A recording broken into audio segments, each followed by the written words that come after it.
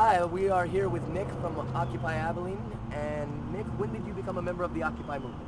I became a member of the Occupy movement just a few months back. A few months back? Yes, sir. And how would you describe the situation in the United States? Situation in the United States is at best abysmal with the way the Occupy movements have been handled by the respective local law enforcement, and with the passing of the National Defense Authorization Act, it's not looking good for this nation at all. Looking fascist. Extremely. How would you describe the Occupy movement? Occupy movement, it's not grassroots, it's actually making steam. They're making a lot of progress. They're doing good. And something that was needed here. Yes, sir. Are you a member of the economic 99%? Well, I can tell you right now, I will make $6 billion a year. So I'm just a regular everyday person. I pay my taxes, I work a job, I have a family to provide for. And would you tell, anything you care to share about what just day-to-day life is being in the 99% there, in America? Just working hard, watching banks, pretty much taking advantage of the working man, getting bailed out while we're getting sold out. Yeah, simple like that. How long will you be a supporter of the Occupy movement? Until the actual firm change has been implemented within America. Good answer. Seeing Wall Street and our politicians that have been placed in power, seeing them held accountable for their actions.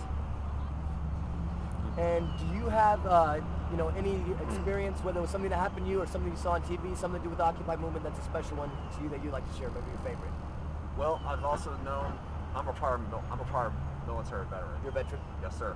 And I've seen that a lot of my fellow servicemen and women from all aspects of the armed forces have taken up ranks within the Occupy movement to protest the wars in a way that people coming back from the wars in Iraq and Afghanistan have been treated.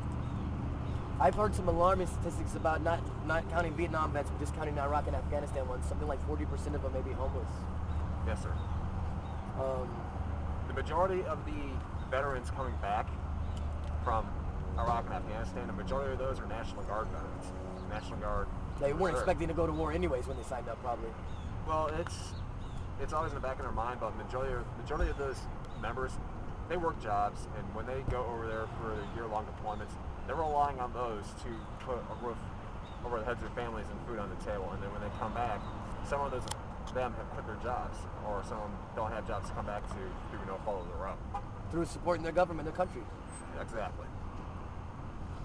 Do you have any message you would like to share with people who may not have heard of the Occupy movement or may be misinformed?